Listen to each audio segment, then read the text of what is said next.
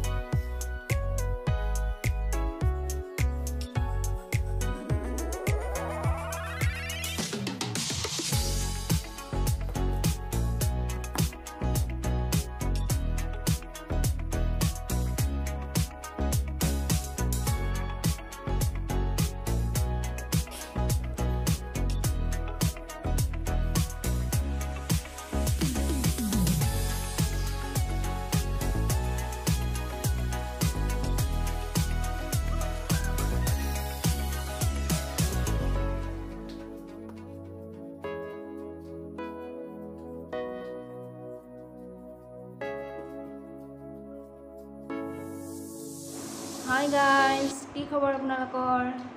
নিশ্চয় ভাল, মোৰো ভালেই। কৃষ্ণ জন্মাষ্টমী উপলক্ষে অকণমান যা যোগাৰ কৰি আছোঁ। শৰাই এখন দিম যিহেতু, মই এতিয়া শৰাইখনৰ যোগাৰখিনি কৰি আছোঁ। এতিয়া লাড়ু বনাই আছোঁ, মানে কেঁচা গুড়াৰ লাড়ু।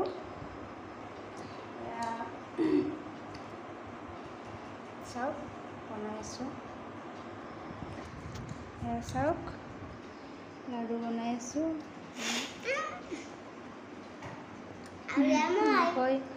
তলতে বহি বনাই আছোঁ, বহুত গৰম যে।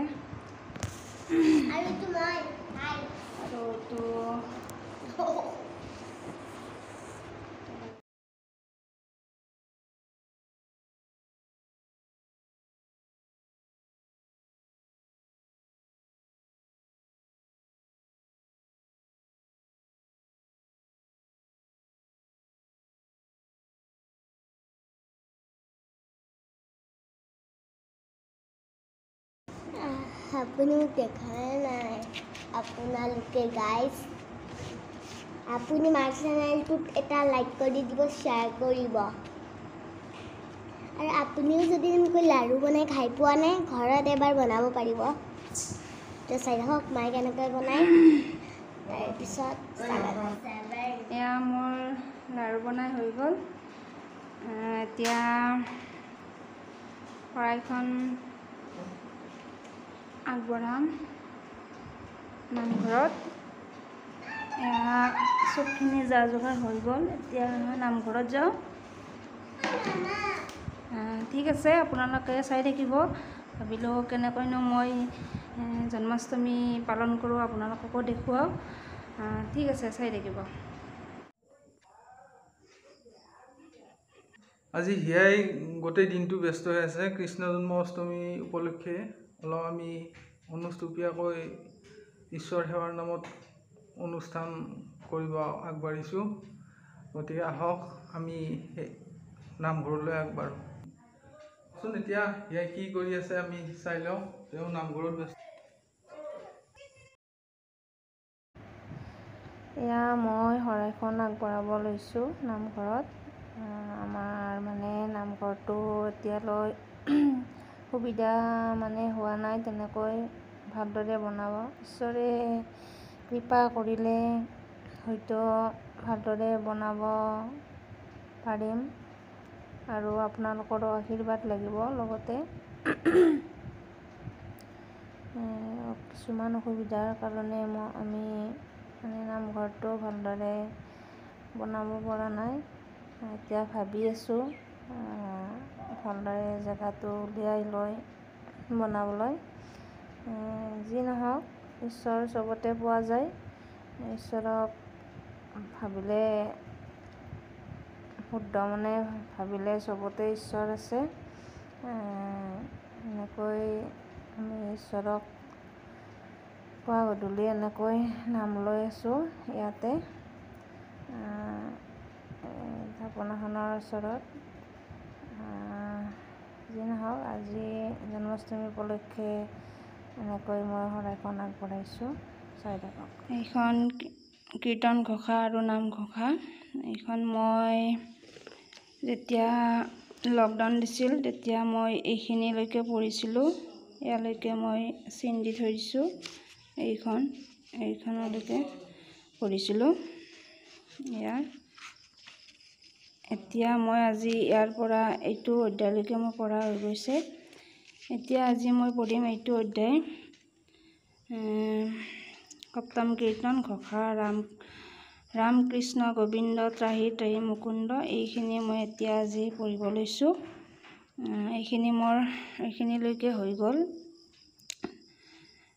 398 পৃষ্ঠালৈকে মোৰ লকডাউনত পঢ়িছিলোঁ এইখিনিলৈকে। তাৰপিছতো অকণমান কেতিয়াবা পঢ়িছোঁ। এতিয়া এনেকৈ সময় পোৱা নাছিলোঁ। আজি কৃষ্ণ জন্মাষ্টমী উপলক্ষে মই এইখিনি পঢ়িম। ঠিক আছে, তেন্তে আপোনালোকে চাই থাকক।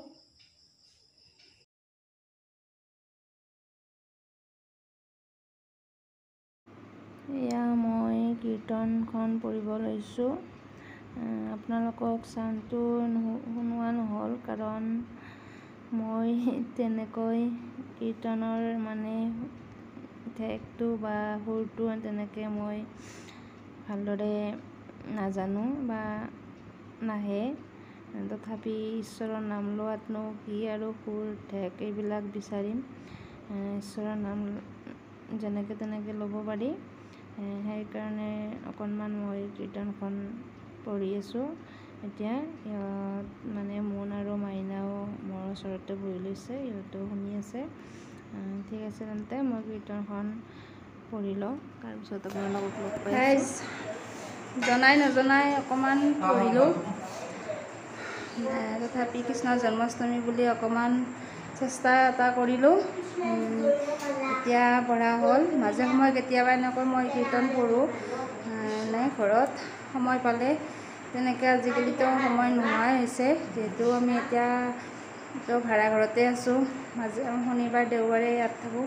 তেতিয়া অকণমান চেষ্টা কৰোঁ পঢ়িবলৈ। ঠিক আছে, তেন্তে এতিয়া কীৰ্তন পঢ়া হৈ গ'ল। এতিয়া শৰাইখন আনো। আমি এতিয়া ভগাই দিওঁ সকলোকে ঈশ্বৰৰ প্ৰসাদ। ঠিক আছে, তেন্তে চাই থাকক। এয়া ঘৰতে হিয়াই ঈশ্বৰ কৃষ্ণৰ নামত এখন শৰাই আগবঢ়াইছিল। ঈশ্বৰৰ ওচৰত আমি প্ৰাৰ্থনা জনালোঁ, শ্ৰী ঈশ্বৰ প্ৰভুৱে যাতে সকলোকে মংগলে ৰাখে। সকলোৰে ভাল হওক এই প্ৰাৰ্থনা কৰি আপোনালোকৰ কেনে পালে আপোনালোকে জনাব। মই ঘৰুৱাভাৱে এই ভিডিঅ'টো সম্পন্ন কৰিলোঁ। এয়া এতিয়া শৰাইখন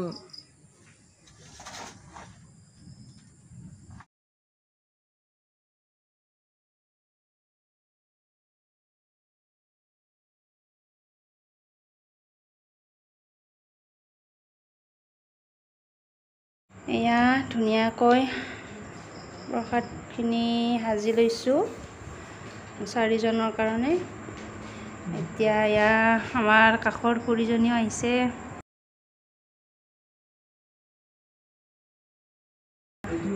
এনেকৈ বহি আছোঁ। খুৰী আহক, প্ৰসাদ দিম। শৰাই দিয়া হৈ গ'ল? ঠিক আছে, খাওক। বঢ়িয়া হৈছে। হাই, আপোনালোকেও খাওক, আমি এয়া প্ৰসাদ খাই আছোঁ। এইজনী হাঁহি আছে। বৰষুণ এজাক মাৰি দিলে, কৃষ্ণৰো জন্ম হৈ গ'ল, সেইকাৰণে এইজনীয়ে লাৰু খাব ৰখি আছিলে, কিবা কৈ খাব পালে। কেনেকুৱা হৈছে মাতো লাৰু? টেষ্টি। এয়া লাৰুটো খতম কৰিলে তাই আগতে, এতিয়া খাই আছে কল। বেছি প্ৰিয়। এয়া তেনেহ'লে আমি প্ৰসাদ খাই লওঁ। আৰু মাজতে মই এটা কথা কওঁ আপোনালোকক, এয়া যে টাইলছৰ দাগবিলাক দেখিছে, এইটো আচলতে টাইলছৰ ডিজাইন বুলিয়ে কৈছে, এইটো লেতেৰা হোৱা নাই। ঠিক আছে তেন্তে